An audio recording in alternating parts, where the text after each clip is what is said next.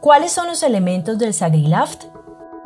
Dentro de los elementos del SAGRILAFT se incluyen: primero, diseño y aprobación. Es responsabilidad de la Junta Directiva o del máximo órgano social. El proyecto de SAGRILAFT deberá ser presentado por el representante legal y el oficial de cumplimiento. La aprobación deberá constar en el acta de la reunión correspondiente. Segundo, auditoría y cumplimiento del SAGRILAFT. La Junta Directiva o el máximo órgano social deberán designar un oficial de cumplimiento. Se deberá informar por escrito a la Superintendencia de Sociedades datos relacionados con el oficial de cumplimiento. Debe incluir las sanciones o consecuencias por el incumplimiento de sus disposiciones. Tercero, divulgación y capacitación. El SAGRILAFT deberá ser divulgado dentro de la empresa obligada y a las demás partes interesadas mínimo una vez al año. Las capacitaciones deberán tener lugar por lo menos una vez al año y se debe dejar constancia de su realización. Cuarto, asignación de funciones a los responsables y otras generalidades. Asignar funciones claras frente a la ejecución de las distintas etapas, elementos y demás actividades asociadas al SAGRILAFT. Además de las funciones particulares que se asignen, se deberán establecer como mínimo las siguientes atribuciones generales. 1. Funciones de la Junta Directiva o máximo órgano social. 2. Funciones del representante legal. 3. Funciones del oficial de cumplimiento. ¿Cuáles son las etapas del SAGRILAFT? La puesta en marcha del sistema requiere del cumplimiento efectivo de las siguientes etapas. Primero, identificación del riesgo. El SAGRILAFT debe permitirle a las empresas obligadas identificar los factores del riesgo, así como los riesgos asociados con este. Segundo, medición o evaluación del riesgo. El SAGRILAFT debe permitirle a las empresas obligadas medir la posibilidad o probabilidad de ocurrencia del riesgo inherente frente a cada uno de los factores de riesgo, así como el impacto en caso de materializarse mediante los riesgos asociados. Estas mediciones podrán ser de carácter cualitativo o cuantitativo. Tercero, control del riesgo. El SAGRILAFT debe permitirle a las empresas obligadas tomar las medidas razonables para el control del riesgo inherente al que se vean expuestas. Como resultado de la aplicación de los controles respectivos, las empresas obligadas deben estar en capacidad de establecer su perfil de riesgo residual. El control debe traducirse en una disminución de la posibilidad o probabilidad de acaecimiento del riesgo o del impacto en caso de materializarse.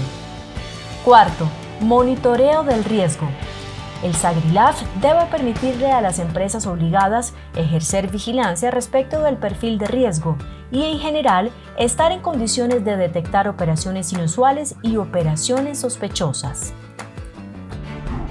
¿Qué es la debida diligencia? Es el proceso mediante el cual la empresa adopta medidas para el conocimiento de la contraparte, de su negocio, operaciones y productos y el volumen de sus transacciones. En todo caso, las empresas obligadas siempre deben adoptar medidas razonables de debida diligencia de la contraparte, con un enfoque basado en riesgo y la materialidad del mismo. Para tal efecto, deben adoptar, entre otras, las siguientes medidas mínimas conforme a la materialidad. Identificar a la contraparte y verificar su identidad utilizando documentos, datos o información confiable de fuentes independientes. Identificar al beneficiario final de la contraparte y tomar medidas razonables para verificar su identidad. Tratándose de personas jurídicas, se deben tomar medidas razonables para conocer la estructura de su propiedad con el fin de obtener el nombre y el número de identificación de los beneficiarios finales, haciendo uso de las herramientas de que disponga. Las medidas tomadas deben ser proporcionales al nivel del riesgo y su materialidad o complejidad inducida por la estructura de titularidad de la sociedad mercantil o la naturaleza de los asociados mayoritarios.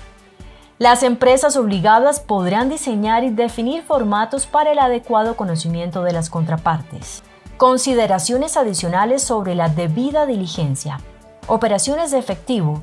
La empresa obligada que realice operaciones en efectivo deberá reglamentar la forma en que se manejarán dichos dineros en los negocios con sus contrapartes. Ventas masivas.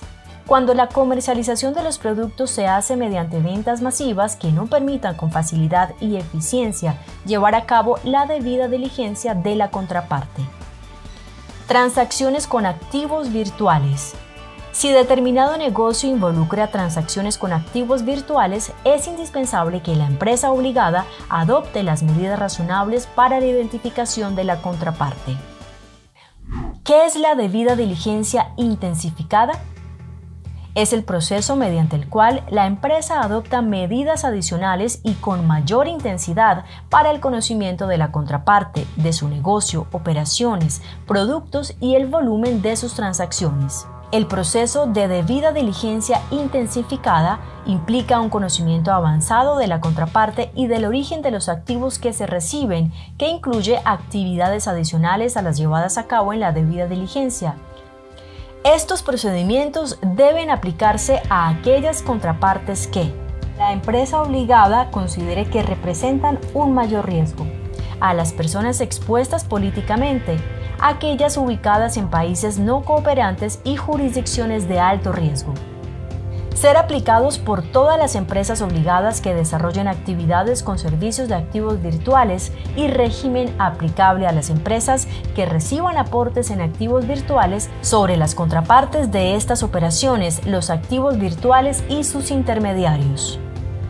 Además de las medidas comunes de procedimiento de conocimiento de la contraparte, las empresas obligadas en el proceso de debida diligencia intensificada deben obtener la aprobación de la instancia o empleado de jerarquía superior para la vinculación o para continuar con la relación contractual, adoptar medidas razonables para establecer el origen de los recursos y realizar un monitoreo continuo e intensificado de la relación contractual.